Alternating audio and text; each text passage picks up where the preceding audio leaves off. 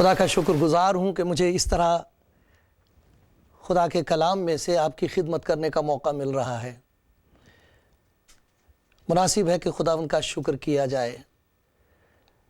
میرے ساتھ خداوند کی بڑائی کرو، اس کے نام کو میرے ساتھ مل کر مبارک کہو۔ آئے میری جان خداوند کو مبارک کہہ، اور جو کچھ مجھ میں ہے اس کے قدوس نام کو مبارک کہے۔ آئے میری جان خداوند کو مبارک کہہ، اور اس کی کسی نعمت کو فراموش نہ کر۔ وہ تیری ساری بدکاری کو بخشتا ہے، وہ تجھے تمام بیماریوں سے شفا دیتا ہے، وہ تیری جان ہلاکت سے بچاتا ہے، اور وہ تیرے سر پر شفقت و رحمت کا تاج رکھتا ہے۔ گناہگار انسان کو نجات دے کر تاجدار کرنے والا خدا مبارک ہو۔ خدا کا شکر ہو، خداوند یسوع مسیح کے کلام میں، بائبل میں ہم یہ دیکھتے ہیں کہ خدا نے کس طرح اس دنیا کو پیدا کیا، انسان کے پیدا کرنے کا اس کا کیا مقصد ہے، انسان کے ساتھ اس کی محبت کس حد تک ہے، انسان کے نافرمان ہو جانے کے بعد بھی خدا کی محبت کا تقاضا کہاں تک اس کو مجبور کرتا ہے اسے بچانے کے لیے۔ کس طرح وہ کلام جس کے وسیلے سے یہ تمام جو کچھ ہم دیکھتے ہیں اور جو نہیں بھی دیکھتے، یہ سب جو وجود میں آیا ہے، کس طرح اس کے کلام کے وسیلے سے پیدا کیا گیا،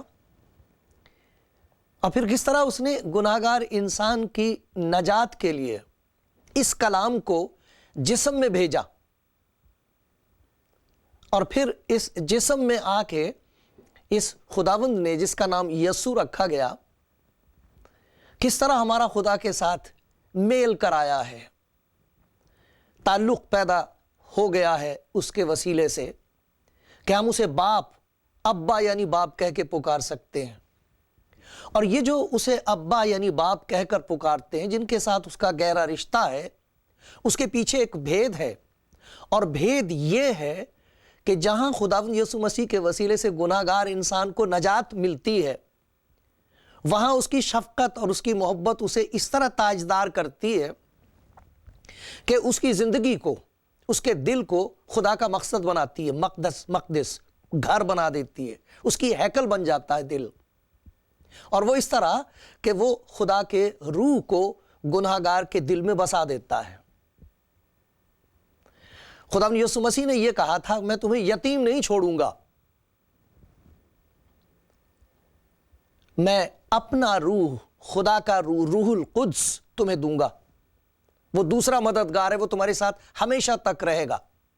اس روح القدس کے لیے خداوند یسوع مسیح نے یہ وعدہ کیا تھا کہ اسے میں دوں گا، میں بھیجوں گا، باپ بھیجتا ہے، میں دعا کروں گا، میں باپ سے کہوں گا، درخواست کروں گا، وہ دوسرا مددگار بھیجے گا۔ یہ بہت ضروری ہے کہ اس مددگار کے بارے میں ہم سیکھیں، کیونکہ خداوند یسوع مسیح نے یہ کہا ہے کہ میں تمہیں یتیم نہیں چھوڑوں گا، یہ مددگار تمہارے ساتھ ہوگا جو ابد تک رہے گا۔ یا تو ایماندار کا دل خدا کا مقدس ہے، جیسے لکھا گیا ہے، بتایا گیا ہے، کیا تم نہیں جانتے کہ تمہارا دل پاک روح کا مسکن ہے، مقدس ہے، اور تم خدا کی ہیکل ہو۔ یا تو ہمارا دل خدا کا عبادت خانہ ہے، اور یا پھر یسوع مسیح نے کہا ہے یتیم خانہ ہے، میں تمہیں یتیم نہیں چھوڑوں گا۔ یتیم خانہ نہیں، عبادت خانہ بنا دیا اس نے روح القدس کے وسیلے سے۔ اس روح القدس کو جاننا، اس خدا کے پاک روح کو جاننا بہت ضروری ہے، کیونکہ مسیحی زندگی کا دار و مدار اس پر ہی ہے۔ خداوند یسوع مسیح نے ایمانداروں کو جو اس پر ایمان لائے ہیں روح القدس کے سپرد کیا ہے۔ وہی روح القدس ہے جو ہدایت کرتا ہے، وہی مدد کرتا ہے، وہی طاقت دیتا ہے، وہی سکھاتا ہے، وہی سمجھاتا ہے، وہی سب کچھ ظاہر کرتا ہے۔ اس روح القدس کو جاننا بہت ضروری ہے۔ یہ کون ہے؟ اس لیے خدا کے کلام میں سے ہم دیکھیں گے کہ روح القدس کون ہے۔ بہت ساری باتیں ہیں جو مجھے سیکھنے کی ضرورت ہے، میں اس کے رحم کا محتاج ہوں، آپ کی دعا کا محتاج ہوں، اور مجھے امید ہے کہ آپ کے دل میں بھی یہ بھوک اور پیاس پیدا ہوگی کہ روح القدس جس کا ذکر خداوند یسوع مسیح اس طرح کرتا ہے کہ میں تمہیں یتیم نہیں چھوڑوں گا، مددگار بھیجوں گا جو ابد تک تمہارے ساتھ رہے، اور اس کا نتیجہ یہ ہوگا کہ تمہارا دل خدا کا گھر بن جائے گا، خدا کی حضوری اس میں بسے گی، تم خدا کی ہیکل کہلاؤ گے، عبادت خانہ ہوگا، یتیم خانہ نہیں۔ یتیم خانہ تو بہت دکھ کی جگہ ہے، جہاں ایسے لوگ ہوں جن کے ماں باپ کا پتہ نہ ہو، ماں کا پتہ نہ ہو، کوئی ان کا مددگار والی وارث کوئی نہ ہو۔ لیکن خدا کا شکر ہے یسوع مسیح کے وسیلے سے ہمارا باپ کے ساتھ تعلق ہو گیا ہے، جتنوں نے اسے قبول کیا، یہ لکھا ہے اس نے انہیں خدا کے فرزند بننے کا حق بخشا ہے۔ وہ نہ جسم سے، نہ جسم کی خواہش سے، نہ انسان کے ارادے سے، بلکہ خدا سے پیدا ہوئے ہیں، اور خدا کا روح ان کو پیدا کرتا ہے، اور خدا کا روح ان کی زندگی میں بستا ہے، اور خدا کے روح کی ہدایت سے وہ سب کچھ کرتے ہیں اور چلتے ہیں، اور اسی کی مدد کے سہارے ان کی زندگی میں خدا کے معجزات ظاہر ہوتے ہیں، بڑے بڑے عجیب کام ہوتے ہیں ظاہر۔ تو خدا کا شکر ہو کہ ہم اس کے پاک روح کے بارے میں سیکھیں گے۔ خدا یسوع مسیح کے کلام میں لکھا ہوا اس کا یہ روح ہے جو اندر سے ہمیں ہمت دیتا ہے، طاقت دیتا ہے، یقین دلاتا ہے، اور ہم اس کی مدد سے اسے ابا یعنی باپ کہہ کے پکارتے ہیں، ورنہ ہمت نہیں ہوتی۔ گناہ گار انسان خدا کے پاس آئے اور اسے باپ کہے، کہاں گناہ گار انسان اور کہاں وہ قدوس۔ لیکن اس کی محبت کا معجزہ ہے کہ وہ گناہ گاروں کو تاجدار کرتا ہے، گناہوں کو معاف کر کے تاجدار کرتا ہے، اور تاجدار زندگی تابعدار ہے خدا کے پاک روح کی۔ تو خدا کے پاک روح کے بارے میں سیکھنا بہت ضروری ہے۔ خدا کے پاک روح کا ذکر شروع ہی سے ہے، جہاں خدا کا ذکر ہم سنتے ہیں اور خدا کے کلام کا ذکر سنتے ہیں، اسی کے ساتھ ساتھ خدا کے پاک روح کا ذکر دیکھتے ہیں۔ آؤ خدا کے کلام میں دیکھتے ہیں۔ پیدائش کی کتاب اور اس کا پہلا باب اور اس کی پہلی آیت، یہاں یہ لکھا ہے خدا نے، اور یہاں اس کے لیے الوہیم کا لفظ آیا ہے، خدا نے ابتدا میں زمین و آسمان کو پیدا کیا، اور زمین ویران اور سنسان تھی، اور گہراؤں کے اوپر اندھیرا تھا، اور دیکھیے خدا کی روح پانی کی سطح پر جنبش کرتی تھی۔ الوہیم خدا کا پاک روح، اور پھر لکھا خدا نے کہا، اور بار بار لکھا ہے خداوند نے کہا، خدا نے کہا، خدا نے کہا۔ خدا زمین اور آسمان کو پیدا کر رہا ہے، خدا کا پاک روح جنبش کر رہا ہے، اور اس کا کلام جسے وہ کہہ رہا ہے اس کی قدرت ظاہر ہو رہی ہے، چیزیں وجود میں آ رہی ہیں، سب کچھ جو ہے وہ وجود میں آیا ہے۔ خدا کے ساتھ ساتھ ہم خدا کے پاک روح کا ذکر دیکھ رہے ہیں۔ اس کے ساتھ ساتھ آپ پرانا عہد نامہ یہ پڑھیے، جگہ جگہ خدا کے پاک روح کا ذکر ہے، طرح طرح سے خدا کا پاک روح زندگیوں کو اپنے ہاتھ میں لیتا ہے۔ جب جب خدا نے کسی شخص کو چنا ہے کسی خاص کام کے لیے، حالات ایسے ہو جاتے تھے کہ لوگ خدا کے بجائے کسی اور کی عبادت کرنے لگے ہیں، کسی اور طاقت کو ڈھونڈتے پھر رہے ہیں، کسی اور کے سامنے جھک رہے ہیں، خدا کو رد کر رہے ہیں۔ تو خدا کسی ایک شخص کو چنتا ہے اور اس پر خدا کا روح اترتا ہے، سایہ ڈالتا ہے، اور اس کے اندر سکونت کرتا ہے، اور خدا کی قدرت ظاہر ہوتی، طرح طرح سے ظاہر ہوئی ہے۔ کبھی ایسا ہوا ہے کہ جب خدا کی حیرت انگیز اس طاقت کو ظاہر کرنے کی ضرورت ہوئی جس کے مقابلے میں دنیا کی کوئی طاقت، انسان کی کوئی طاقت ٹھہر نہیں سکتی، تو خدا نے کسی بندے کو چنا اور اس کے ذریعے سے ایسی قوت اور ایسی طاقت ظاہر کی ہے کہ سینکڑوں کی تعداد میں دوسرے انسان، عام انسان اس ایک آدمی کی قوت کا مقابلہ نہیں کر سکتے۔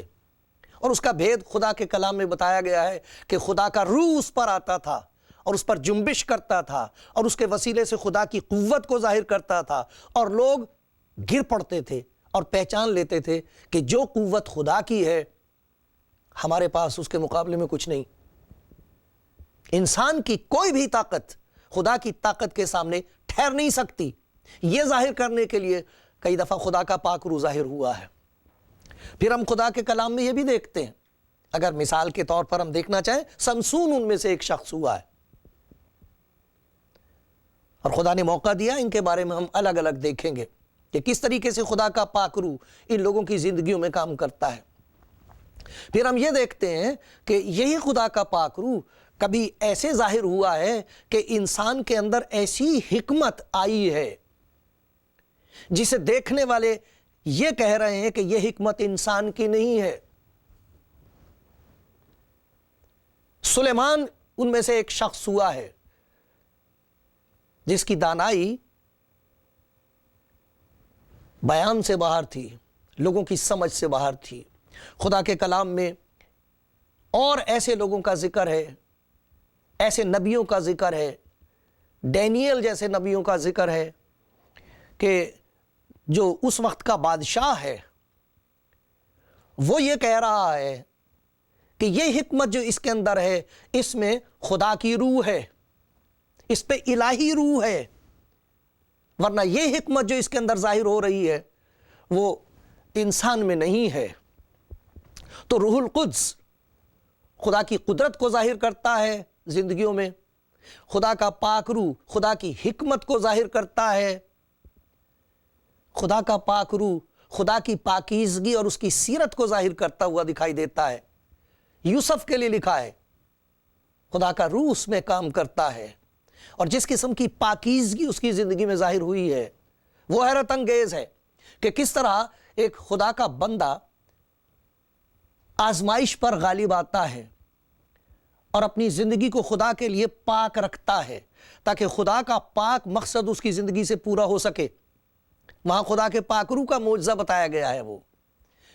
इसके अलावा हम ये भी देखते हैं ना सिर्फ खुदा की अजीब ताकत, अजीब हिकमत और खुदा की पाकीज़गी और उसकी सीरत जाहिर हुई है, एक और बात हम खुदा के कलाम में देखते हैं, बार बार पुराना अहदनामा भरा हुआ है, नबियों को खुदा ने लिया है, मामूली इंसान, आम इंसान, और उनके लिए लिखा कि खुदा का पाक रूह उनके वसीले से बोलता है, उनके दिमाग को इस्तेमाल करता है, उस किस्म की जो हालात थे उसके मुताबिक, उस जबान में जिसे आम लोग समझते थे, उस जबान में खुदा का पाक रूह खुदा की मर्जी जाहिर करता है और उन पर पहले से यह जाहिर कर देता है कि आने वाले दिनों में क्या होने वाला है।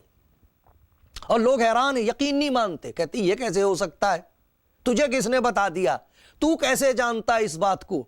और भेद ये है कि खुदा का पाक रूह पेशन गोई करता है, उनके जरिए से पहले से बता देता है कि क्या होने वाला है। और नबियों की पहचान ये बताई गई है खुदा के कलाम में कि अगर कोई नबी पेशन गोई के तौर पर कुछ कहे और वो पूरा हो जाए तो समझ लेना ये खुदा की तरफ से, ये खुदा के पाक रूह का काम है। और अगर वो कहे और बात पूरी ना हो, जिस तरह खुदा ने कहलाई थी वैसे नहीं होती, जो दावा उसने किया था अगर वो वैसे नहीं होता तो वो झूठा है और वो अपनी तरफ से कह रहा है, अपने आप को ऊंचा करने के लिए कह रहा है। लेकिन ये लोग जो खुदा के पाक रूह के कब्जे में आ जाते थे, ये अपने लिए कुछ नहीं कहते थे। इनका मकसद ये नहीं था कि लोग इन्हें नबी समझने लगें, वो मकसद ये होता था कि वो लोग जो खुदा से बरगश्ता हो गए, भटक गए, बर्बाद होने को हैं, उन्हें पहले ही से खुदा बता देता था। ऐसी ऐसी पेशन गोइयां हैं जिनका ताल्लुक आने वाले 1000 बरस से है, 1000 बरस के बाद वो बात पूरी होती है, सैकड़ों बरस के बाद वो बात पूरी होने वाली है, और वो खुदा के पाक रूह ने उन पर जाहिर कर दी है। खुदा यीशु मसीह के बारे में इतनी पेशन गोइयां हैं, सैकड़ों बरस पहले, 1000 बरस पहले ये बता दिया गया है। उसकी पैदाइश का तरीका बताया गया, किस तरह वो पैदा होगा, कैसे वो कंवारी से पैदा होगा, किस तरह वो मसलूब किया जाएगा, किस तरह वो मुर्दों में से जी उठेगा, किस तरह वो दोबारा आएगा इस दुनिया में। पेशन गोई के तौर पर एक आम आदमी बता रहा है। ये रूहुल कुद्स का है काम, ये पुराने अहदनामे में। तो सबसे पहले तो खुदा के पाक रूह को हम देखते हैं तख्लीक के काम में, पैदा करने के काम में। जब सब कुछ पैदा किया जा रहा है तो लिखा खुदा का पाक रूह जुम्बिश करता था, वो जुम्बिश कर रहा है, वहां उसका जिक्र आया। اس کے بعد ہم نے دیکھا کہ خاص خاص موقعوں پر خاص خاص خدمتوں کے لیے حالات کے مطابق خدا کے پاک روح نے لوگوں کو لے لیا اور بتایا کہ خدا کی قدرت انسان کی قدرت سے بہت آگے ہے. انسان خدا کی قدرت کا، اس کی طاقت کا مقابلہ نہیں کر سکتا. خدا کی حکمت انسان کی حکمت سے آگے ہے، بہت پرے ہے. اور خدا کی خوبصورتی اور اس کی سیرت اگر کسی زندگی میں ظاہر ہو تو وہ زندگی بہت خوبصورت ہے. پھر یہ بھی خدا کے پاک روح میں کا ذکر ہے پرانے عہد نامے میں کہ یہ وہ خدا کا روح ہے جس کے وسیلے سے آنے والی باتوں کا پتہ لگ جاتا ہے، پیشن گوئیاں ہوتی ہیں. یہ ایک بات ہے اس کی، اور پہچان ہے کہ یہ خدا کا پاک روح ہے. تو ہم دیکھتے ہیں کہاں سے شروع ہوا ہے. جہاں سے خدا ہے ہم کو نہیں معلوم کب سے ہے. کون کہہ سکتا ہے، کون سمجھ سکتا ہے کہ اس کی ابتدا کہاں ہوئی. ابتدا زمین اور آسمان کی بتائی گئی ہے. ابتدا کرنے والے کی کوئی ابتدا نہیں ہے. اور یہ جو پاک روح ہے یہ اسی کے ساتھ ہے جس کی نہ کوئی ابتدا ہے، نہ کوئی انتہا ہے، نہ جس کا کوئی شروع ہے، نہ جس کا کوئی آخر ہے. اور یہ پھر پرانے عہد نامے میں ہم دیکھتے ہیں کہ انسانوں کی زندگیوں میں کام کر رہا ہے. لیکن وہ عام لوگ نہیں ہوتے تھے، چنے ہوئے لوگ ہوتے تھے. اس کے بعد پھر دیکھو ایک بڑی پیاری پیشن گوئی ہے یوئیل نبی کی کتاب میں.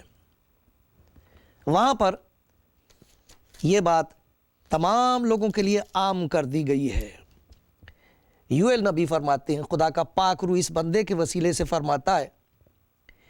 یوئیل نبی کی کتاب اس کا 2 باب اور میں پڑھ رہا ہوں 28 آیت سے. اس کے بعد میں ہر فرد بشر پر اپنی روح نازل کروں گا. ہر فرد بشر پر، تمام انسانوں پر. اب اس میں تمام لوگ آ گئے، اس میں کوئی خاص کی حد نہیں رہی کہ بھئی یہ جو خاص قسم کے لوگ ہیں بس یہیں تک خدا کا پاک روح کام کرے گا. اس سے آگے یہ جو لوگ گناہگار ہیں، یہ جو نکمے ہیں، یہ جنہوں نے خدا کا حکم توڑا ہے، ان کی زندگی بالکل یہ کبھی ان کے لیے کوئی امید نہیں. ایسا نہیں ہے. یہ ہے خدا کا وہ فضل جو مسیح یسوع میں ظاہر ہوا ہے. اس کی پیشن گوئی یہاں ہے کہ میں ہر فرد بشر پر اپنی روح نازل کروں گا. اور پھر دیکھو تمہارے بیٹے بیٹیاں نبوت کریں گی. روح القدس کے وسیلے سے آدمی ہی نہیں، عورتوں کا ذکر ہے. خدا کی نظر میں نہ کوئی آدمی نہ کوئی عورت. خدا کا شکر ہو جو بات خدا کے کلام میں بائبل میں بتائی گئی ہے اس میں آدمی حاکم نہیں، عورت محکوم نہیں، آدمی مالک نہیں، عورت کوئی چیز نہیں. یہ جو خدا کے پیار کا سب سے بڑا انعام ہے جب وہ اپنی شفقت سے کسی گناہگار انسان کو تاجدار کرتا ہے. تو چاہے توبہ کرنے والا آدمی ہو یا توبہ کرنے والی عورت ہو، خدا اس کی زندگی میں اپنا روح بسا دیتا ہے. کہتا ہر فرد بشر پر میں یہ نازل کروں گا کہ وہ دل عورت کا ہو، آدمی کا ہو، بزرگ کا ہو، جوان کا ہو، بچے کا ہو، میں انہیں بھر دوں گا اپنے روح خود سے، اپنے پاک روح سے انہیں بھر دوں گا. ان کی زندگی میں سکونت کرے گا پاک روح. اب دیکھیے یہ پرانے عہد نامے تک ہم نے دیکھا ہے. اس کے بعد وہ کلام جس کے وسیلے سے یہ ساری دنیا وجود میں آئی ہے، خداوند نے کہا روشنی ہو جا، ہو گئی. سب کچھ اس کے کلام کے وسیلے سے وجود میں آیا ہے، پیدا ہوا ہے. اور پھر جیسے خداوند کے کلام میں پیشن گوئی کی گئی تھی کہ گناہگار انسان کی نجات کے لیے کلام ظاہر ہوگا، جیسے ظاہر ہوتا رہا ہے.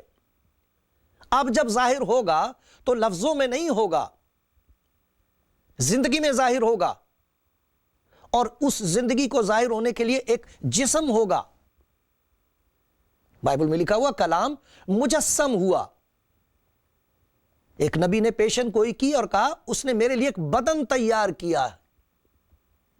اور اس بدن کے مقاصد، اس کا مقصد کیا تھا، کیوں اسے بدن میں ظاہر ہونا پڑا؟ لیکن دیکھو تو اس بدن کے کلام کے جسم میں ظاہر ہونے میں، جیسے یہ دنیا وجود میں آئی ہے کلام کے وسیلے سے، جب کلام اس دنیا میں ظاہر ہوا ہے جسم میں، تب دیکھو روح القدس کا کام، خدا کے پاک روح کے وسیلے سے سب کچھ پیدا کیا گیا اس وقت بھی ہے، اور جب کلام مجسم ہوتا ہے اس وقت بھی ہے۔ یہاں ہم دیکھتے ہیں لوکا کی انجیل میں اور اس کے پہلے باب میں، 6 مہینے میں جبرائیل فرشتہ خدا کی طرف سے گلیل کے ایک شہر میں، ناصرت نام کا تھا جو شہر، ایک کنواری کے پاس بھیجا گیا جس کی منگنی داؤد کے گھرانے کے ایک مرد یوسف نام سے ہوئی تھی، اور اس کنواری کا نام مریم تھا۔ فرشتے نے یعنی جبرائیل نے اس کے پاس اندر آ کر کہا، سلام تجھ پر جس پر فضل ہوا ہے، خداوند تیرے ساتھ ہے۔ وہ اس کلام سے بہت گھبرا گئی، کون نہ گھبرائے گا؟ وہ اس کلام سے بہت گھبرا گئی اور سوچنے لگی یہ کیسا سلام ہے۔ فرشتے نے اس سے کہا، اے مریم خوف نہ کر، کیونکہ خدا کی طرف سے تجھ پر فضل ہوا ہے، اور دیکھ تو حاملہ ہوگی اور تیرے بیٹا ہوگا، اس کا نام یسوع رکھنا۔ وہ بزرگ ہوگا اور خدا تعالیٰ کا بیٹا کہلائے گا، اور خداوند خدا اس کے باپ داؤد کا تخت اسے دے گا، اور وہ یعقوب کے گھرانے پر ابد تک بادشاہی کرے گا، اور اس کی بادشاہی کا آخر نہ ہوگا۔ مریم نے فرشتے سے کہا، یہ کیوں کر ہوگا جبکہ میں مرد کو نہیں جانتی؟ اب سنیے غور سے، فرشتے نے جواب میں اس سے کہا، جبرائیل نے جواب دیا۔ جبرائیل فرشتہ روح القدس نہیں ہے، وہ خدا کی خدمت کر رہا ہے، وہ خادم ہے۔ فرشتے نے جواب میں اس سے کہا، روح القدس تجھ پر نازل ہوگا اور خدا تعالیٰ کی قدرت تجھ پر سایہ ڈالے گی، اسی سبب سے وہ مولود مقدس خدا کا بیٹا کہلائے گا۔ یہاں ہم دیکھتے ہیں روح القدس کا کام، اس کلام کے لیے جس کے وسیلے سے سب کچھ خدا نے پیدا کیا، اس کلام کے لیے جسے خدا ظاہر کرتا رہا ہے طرح طرح سے انسانوں پر، باپ دادا سے طرح طرح سے حصہ بہ حصہ ظاہر کرتا رہا ہے۔ جب وقت آ گیا، جب وقت پورا ہوا، تو وہ جسم میں ظاہر ہونے کو ہے۔ اب اس کے جسم کو بنانے کے لیے، اس کے جسم کو تیار کرنے کے لیے، اس پاک مولود کو جو پاک ذات ہے، خدا کا کلام ہے، خدا پاک ہے، خدا کا کلام پاک ہے۔ یہ کنواری سے پیدا ہونے کی وجہ سے پاک نہیں ہے کہ چونکہ وہ کنواری سے پیدا ہوا اس لیے یسوع مسیح پاک ہے، وہ تو بھی پیدا بھی نہیں ہوا۔ فرشتہ کہہ رہا ہے یہ پاک مولود مقدس خدا کا بیٹا کہلائے گا، اس کا باپ انسان نہیں ہے، اور یہ پاک ذات ہے۔ اس کے لیے بدن تیار کون کرے گا؟ ہے کوئی گناہگار انسان کا اس میں ہاتھ نہیں ہوگا۔ روح القدس اس بدن کو تیار کرے گا، روح القدس تجھ پر سایہ ڈالے گا، تجھ پر نازل ہوگا، اور اس کی قدرت سے تیرے بدن میں وہ بدن وجود میں آئے گا، وہ بدن پیدا ہو جائے گا جس میں خدا کا یہ پاک کلام رہے گا، ایک خاص مقصد کے لیے۔ اب یہ جو وجود میں آیا ہے جس کا نام یسوع رکھا گیا، اس نے 2 کام کیے ہیں۔ سب سے پہلے تو اس خداوند یسوع نے تمام دنیا پر یہ ظاہر کیا ہے کہ روح القدس کے ماتحت انسان کس طرح زندگی بسر کرتا ہے۔ وہ شخص جس کی زندگی میں خدا پاک روح نازل کرے گا، وہ کس طرح جیے گا، اس کا کلام کیسا ہوگا، اس کے کام کیسے ہوں گے۔ اور پھر اسی خداوند یسوع مسیح کے لیے یہ پیشن گوئی کی گئی تھی کہ یہ وہ ہے جو روح القدس کا بپتسمہ دے گا۔ پہلے خداوند یسوع دکھاتا ہے کہ جب روح القدس کے ماتحت تم نے زندگی بسر کرنی ہے تو کس قسم کی ہوگی، اور اس کے بعد جو اسے قبول کرتے ہیں انہیں وہ روح القدس عطا فرماتا ہے۔ خداوند مجھ پر رحم کرتا رہے، آپ پر بھی رحم کرے، آمین۔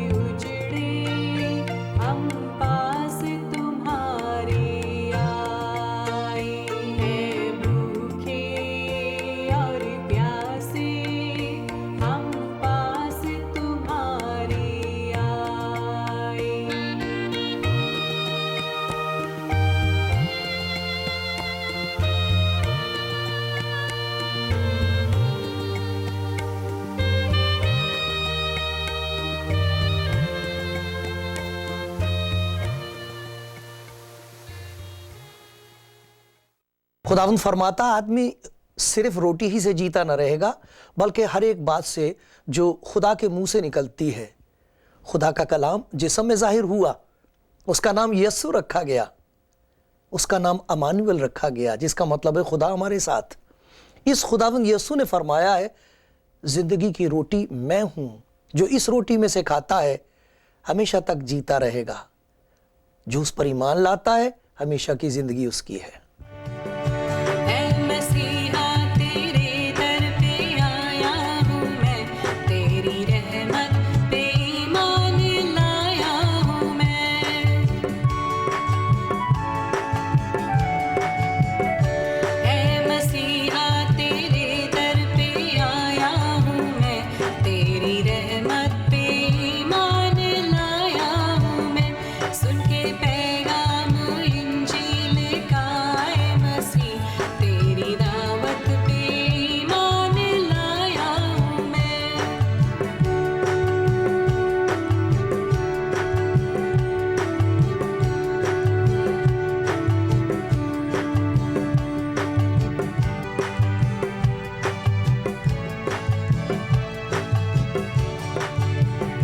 بخش دے